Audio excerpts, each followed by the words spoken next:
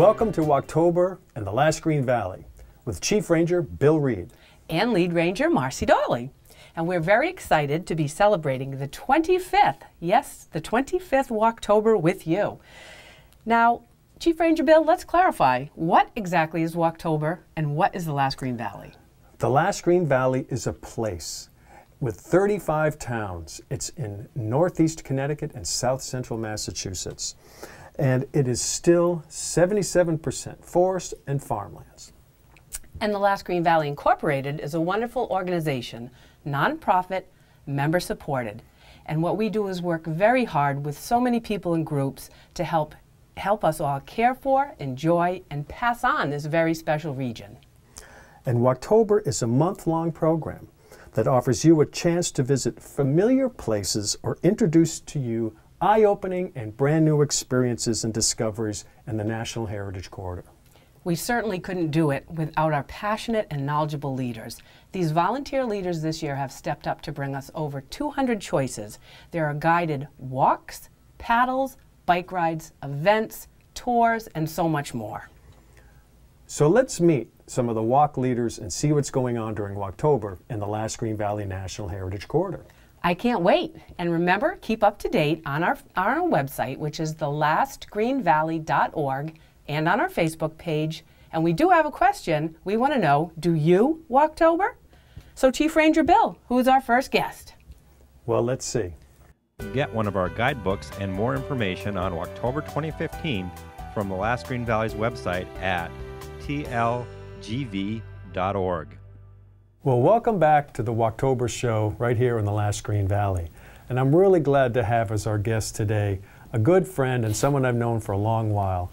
He's also this year's Mr. Walktober, which means that he has done a countless number of walks and programs for the Last Green Valley's Walktober program. And I have to admit, I've been to most of them, and I have to admit that I always learn something when I spend a little bit of time in the woods with Mike Bartlett from Hull Forest Products. Mike, we're so glad to have you here today. Well, thank you for that generous intro, Bill. It's greatly appreciated. I always feel like if I forget half of the things that Mike says on a walk, then I'm still ahead of the game. Well, Mike has organized for us two specific walks.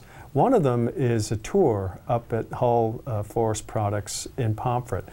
Mike, tell us a little bit about what folks will see when they go up there. Right. Well, they will see a working sawmill here in southern New England and see that whole process. We explain the whole process from starting with where the trees come from, right through to a finished product such as hardwood flooring, which we do there. And the mill will be running. People really get excited about seeing that fascinating process, you know, and learning where the trees come from and that we're not running out of trees, and that, you know, it's a great sustainable resource and certainly one of the most, you know, very important ones that helps keep the Last Green Valley green. Yeah. Is there a type of tree that comes to your sawmill more than another? Well, that's more just the species we have in this area. Red oak group, the red oak, black oak, scarlets are the most common trees that we have, so the highest percentage of the trees we saw are those trees. But we saw all types of hardwood trees, and the products may range from, like I mentioned, the plank flooring, right down through a pallet. Most goods that people buy at a store come on a wooden pallet, and so those are the sorts of things that and so the forest management is obviously an important piece to keeping the forest green and the product there. Exactly, exactly. It is a very important part, and it's very rewarding for me as a forester to work with landowners that we go back every 10 to 15 years and do a harvest, and they keep their property looking nice, and it keeps it healthy. And we all use many forest products each year, and it's nice to have those come from the local area, add those dollars to the local economy. So. Well, you know, I have forest land, not in this region, but in New Hampshire, and we've been working with the same forester since he pretty much got out of college, and it's a very rewarding experience working hand in hand with a forester who's helping us maintain not just our trees for growing, but also wildlife habitat. Your role is really important to not just the forest landowner, but to the people who actually the animals that actually live exactly. in the woods. Exactly. That's another important role, and a lot of landowners, that's their objective, is more enhancing the wildlife habitat. You know, it's not necessarily the forest products or the money, it's keeping it healthy for the forest itself, but also for the birds and the other mammals that use our forest. We have some great diversity out there. We certainly do, and you know, not only can folks get a tour of Hull Forest Products in the sawmill, and it's actually 3 times a day, Marcy. What are the times? Yeah, it's 3 times a day. Saturday, October 17th, 9 a.m., 11 a.m., 2 p.m. So as you're going from one Walktober to another, or before or after, certainly stop in and learn about this. And you can meet Mr. Walktober. He might even sign your brochure. Well, I went on a walk, I think 2 years ago, maybe 3 years ago, that Mike led up at the Yale Forest, or near the Yale Forest in Union. An amazing place. Tell us about the walk that you're actually leading for us. Right. That walk Bill's talking about is named This Was His Forest, which George Hewitt Myers is the fella behind the Yale Myers Forest, which is one of the treasures of the last Green Valley, which is about 8,000 acres. But George Hewitt Myers kept a 450-acre parcel when he gave Yale University the balance of his forest holdings. And this was considered the gem of his properties, and was a summer residence for him for many years. Very interesting man. Bill Hull was able to purchase that property from his heirs in 1996. And in 2009, the Nature Conservancy purchased a conservation easement on that property, protecting it from development. And Bigelow Brook flows through the properties. There's several ponds on the property, tremendous wildlife habitat, and which has been enhanced through the forest management activities. So a very interesting and unique property, and a very special part of our last Green Valley. It truly is. And your walk describes not just, you know, Myers, and the view is fantastic from up on top of the hill, but the work that Hull is doing there also, and there's some forest management that's going on right there that's pretty special too. Right. We've done quite a bit of work since 1996 to try to create more diversity in the forest, and we were part of a project that's going on with Connecticut Audubon, Foresters for the Birds, so to speak, and they've done a very interesting survey that showed that as a result of the forest management activities, we have a tremendous diversity of birds out there because we provide the habitat that they need. That's great. It's nice to meet people who don't only talk the talk, but they walk the walk. So. That's exactly right. That's exactly right. Now, what's Myers' connection to Yale? How did he develop this relationship originally? George Hewitt Myers graduated from one of the very early classes of forestry students from Yale University, and he went on to be pretty successful in his endeavors in forestry and sawmill business out in the West Coast. And then came back to this area, and he had a goal of buying all of the land that he could, you know, so he could stand on a hilltop and own all of the land that he could see from that point. And the hilltop above the summer residence was that point where he pretty much had bought all of the land. I like that goal. It's a good Can't do that much anymore. And his grave is on the property, and on his headstone, "This was his forest," is carved on the headstone. So it's certainly appropriate to name the walk after that. That's great. So. Well, we're delighted to have Mr. Walktober himself on our Walktober show. So do check out those walks at Hull Forest Products in Pomfret, and also to go up to Myers property in Union, and you'll meet Mike at either one of those walks. And I think Marcy's got a good idea. Maybe he'll actually sign your Walktober brochure right underneath this picture that's right there. Thank you, Mike, so much for joining us today, and we'll see you on your walks. Yeah, thank you, Marcy. Thank you. Yeah, we'll see you then. And we'll be right back.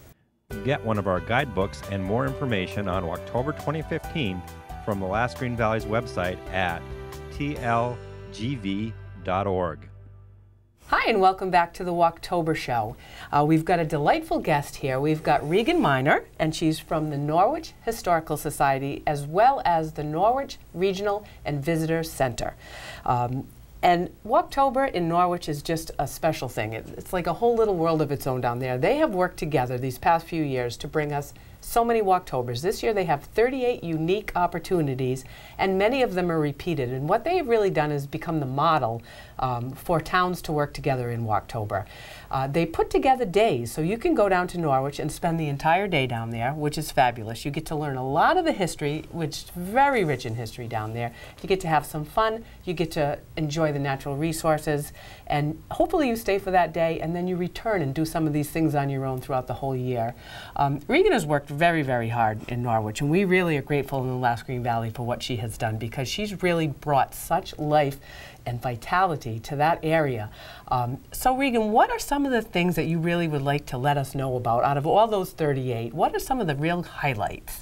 Well, we have so many varieties of walks, and not even just walks, we even have certain events. For example, we have the Project Oceanology boat coming from Groton, Connecticut, and they're doing a Thames River estuary study later in the month of October. So that's very unique. It's great for kids. I know last year the whole boat was filled with kids, and they really enjoyed the physical experience of being able to touch certain fish that were in the river and learn about the Thames River itself. So that's one really interesting not even walk per se, just a very cool event that's a part of Walktober. And connecting the people to the natural resources. Exactly, is fabulous. exactly. Now, do people need to sign up for that one in particular? Yep, registration's required. If you just call NCDC, Norwich Community Development Corporation, they have a sign-up list, and get your name on the list. And they sign up quickly, so so get your call in. And all that info is in the Walktober brochure. Absolutely. Yes, it is. Absolutely. And what you folks probably can't see is Regan is in attire today. She's in a costume because she leads a lot of walks herself, not only during Walktober but year long. And last year I went to one through the cemetery at night, and it was packed. And Regan was in costume, and that was really awesome. That we have this little gal dressed up in her costume, and she had the megaphone, and we went through the cemetery. And personally, I went back to that cemetery during the daytime because I wanted to really see everything I couldn't see. Although the atmosphere was great at night, I wanted to go back and really study. There are some very special people that are there in the Norwich Town Burial Ground. Why don't you tell us about a couple of the folks that are there? Yeah, well, Marcy's Point, we are having that ghost walk again, October 30th at 6 o'clock. I'm giving that tour again in addition to 2 other guides. Last year we were a little overwhelmed by 105 people. We were not expecting that large of a turnout, so this year we're trying to be more prepared and have multiple guides going at once.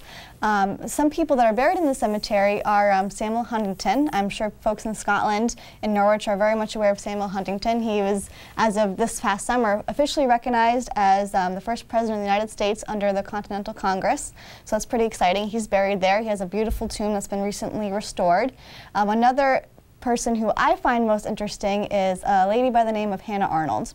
And for those of you who do not know who Hannah Arnold is, she is the mother of General Benedict Arnold, infamous traitor to the country. And Benedict Arnold was born in Norwich. So we have a tour focusing on his childhood in Norwich. We're not celebrating or saying that we agree with his actions in the Revolutionary War, but our story, our part of the story is telling about where he grew up in town. You'll get to see where his mother's buried. You'll get to see where he lived for part of his life. So that's our part of the story that we're telling. We're not celebrating that he was a traitor. We're just talking about his childhood, before he was even a general. And it's really great to see the history in the Last Green Valley, and it makes you wonder, maybe 100 years from now, are they going to be talking about Chief Ranger Bill? Are they going to be talking about Regan Miner? And they're going to say, wow, look what they did. Yeah. You never know. You never know. I hope I'm not considered the traitor. So I don't want Reed becoming the different word for Benedict Arnold. So you know, Huntington is an interesting character. Yes. I've always been fascinated by him. He was a member of the Continental Congress and was very well respected by his peers, and so he continued to be elected as the president of the Continental Congress. And the reason why he's recognized as the first president, he was president of the Continental Congress right when the Articles of Confederation were established. And this was before Washington was president. And so in many ways, he's really sort of our first chief executive, yes, so to speak. Exactly. He was a signer of the Declaration of Independence as well. Right. So he was kind of a big deal here in this area. for the Revolution. And Norwich is so rich in history. It was a very important, large town during that era, wasn't it? The best thing about Norwich is we have rich history from the 17th to the 20th century. We have rich Native American history, rich 18th century Revolutionary colonial history, rich Civil War, abolitionists, millionaires, Victorian history. I mean, we just have fantastic history, and our mill history is wonderful. We have Panema Mills in town. It's the second largest mill in the country, and we're working on, we have a tour of Panema Mills, and this may be the last time we get to go in the Panema Mills because it's being restored as condos and apartments this coming fall. So we're getting special access to be able to look in one last time to see what it looked like now and in the future. The Millionaire's Triangle is one of the walks, and when I drive that, I will admit, Norwich Police Department, that I might almost crash every time I drive through there because it's beautiful. It's beautiful, and so to take that tour is another great one. I really enjoy that one. Now, there's also a museum right there. Norwich Free Academy has the Slater Memorial Museum right there. Exactly. And they're celebrating as well in Walktober, so we have so many choices in Walktober. Norwich has really done a good job of bringing all nonprofits, even churches, even the city of Norwich together to coordinate all these tours, and Slater Memorial Museum is doing a couple tours. We have a church tour in Greenville, which is very interesting. You would never believe that there's so many churches in one small area, but there are, and that's a fun tour as well. And another really cool thing we have is Wally Lamb, famous author, is from Norwich, and he's giving a tour called Wally Lamb's Norwich. Wally Lamb himself, the author, will be giving a tour in Norwich. And last year, that was one of the most popular walks, of course, and this year we're expecting it to be just as popular. Absolutely. Well, in previous episodes of this show, I talked about rivers and paddling, and certainly we know that in Norwich is where the Shetucket River and the Quinnebog River meet, and right around Panema Mills there in Taftville. And then it becomes the Thames River. But there's some other things going on for Walktober right on the Thames River. Tell us about what's going on with Norwich Public Utilities. Yeah, Norwich Public Utilities for a long time, I believe, they do this Shetucket River tour, and they show people the fish that go up the Shetucket, and they have a counting facility where they will tally all the fish that go through. And it's really just a fun way. I know a lot of kids enjoy that tour, especially as they get to see the fish swimming by. And that's a fun way of seeing some of the industry that Norwich has. In addition, for the Thames River, we have a kayak tour as well. It may be over by the time this airs, unfortunately, but that's another great way of seeing the river up close and personal. And a place that could be visited and paddled throughout the year, depending on conditions as well. You can put in a kayak at Brown Park, right in Norwich Harbor. You need to be careful because you're now in an active boating zone, and so you need to know that you're actually in a river that has large boats compared to a smaller river like the Quinnebog or the French River. That Norwich Public Utilities program, that's a fish lift. It is a lift that picks up the migrating fish and takes them over the dam and dumps it in the other side. And the migrating fish can pretty much get almost all the way up the Shetucket River. And thanks to Norwich Public Utilities, that's the first lift there in the Greenville section of Norwich. So I've been at that tour, obviously, and so it's a lot of fun. What else is going on for Walktober in Norwich? Oh man, we just have so many things. Like Marcy mentioned, we have 38 walks and a whole bunch of different events. The Leffingwell House Museum in Norwich is very active with events. Every weekend in October they have something going on, and usually they have fun